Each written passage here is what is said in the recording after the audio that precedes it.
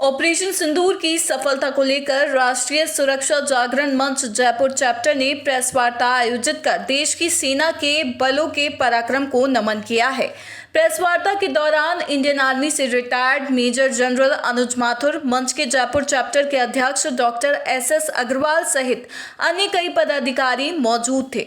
Press वार्ता के दौरान मेजर जनरल माथुर ने कहा कि भारत की सेना ने अभी केवल सर्जिकल स्ट्राइक को स्थगित किया है, न कि खत्म किया है। अब यदि पाकिस्तान अपने नापाक मंसूबों के आदतन दोबारा भारत में घुसपैठ की हिमाकत करेगा तो इस बार भारतीय सेना उसका खात्मा कर देगी। उन्होंने बताया कि आतंकवाद के विरुद्ध पाकिस्तान पर भारतीय सशस्त्र सेनाओं, सीमा सुरक्षा बल एवं अन्य अर्धसैनिक बल, गुप्तचर, वैज्ञानिक एवं तकनीकी एजेंसियों की ऑपरेशन सिंदूर द्वारा की गई अदम्य सटीक प्रहार क्षमता की राष्ट्रीय सुरक्षा जागरण मंच सराहना करता है। भारत ने पाकिस्तान स्थित आतंकवादियों के अनेक ठिकाने, प्रशिक्षण गृह और कैंपों को ध्वस्त करके भारत सरकार और प्रशासन के अभूतपूर्व एकीकृत अभियान ऑपरेशन सिंदूर ऐतिहासिक विजय प्राप्त कर न केवल पहलगांव में इस्लामिक आतंकवादियों द्वारा निर्दोष भारतीयों की धर्म पूछ कर नृशंस हत्या करने पर उन्हें कठोर सबक सिखाया है, साथ ही भारत के आतंकवाद पर जीरो टॉलरेंस के अपने संकल्प को भी क्रियान्वित कर दिखाया है।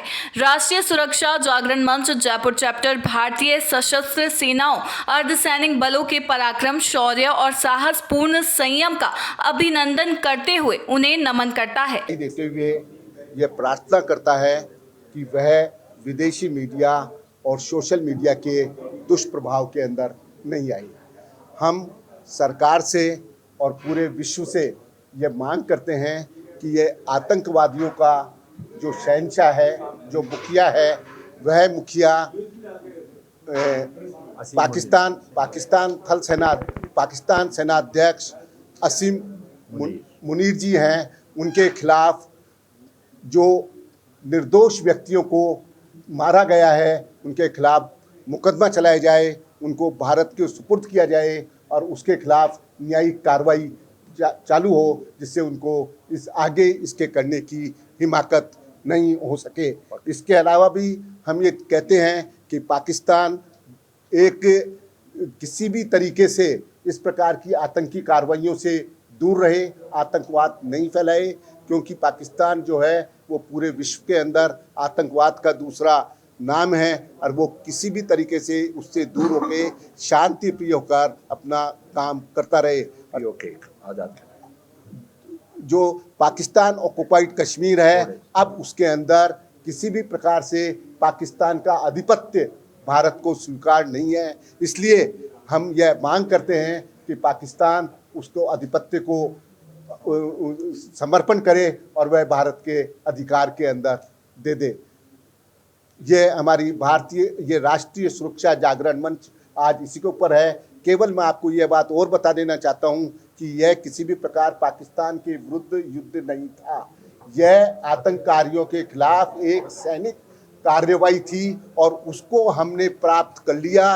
पाकिस्तान के सेनाध्यक्ष द्वारा, डीजीएम के द्वारा आग्रह किया गया तो हमने आगे की सैन्य कार्रवाई नहीं करी। युद्ध विराम बिल्कुल नहीं है।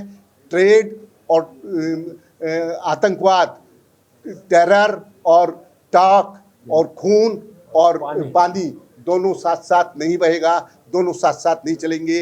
ये पूरे विश्व को बता दिया गया है और स्पष्ट रूप से केवल यही हम आपको कहना चाहते हैं। मुनीर के ऊपर तो मुकदमा चलना ही चाहिए और भारत को सपोर्ट करना चाहिए। जैसा कि अभी बता दिया गया है, राष्ट्रीय सुरक्षा जागरण मंच की जो 3 प्रमुख मांगे थी वो हमने आपके सम्मुख रख दी है।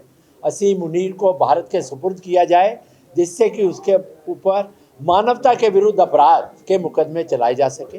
दूसरा, पाक अधिकृत कश्मीर को तुरंत भारत को दिया जाए। इसके ऊपर ही सिर्फ बात होगी, पाकिस्तान से जो बात होनी है, जैसा कि हमारे आदरणीय प्रधानमंत्री जी ने कहा है।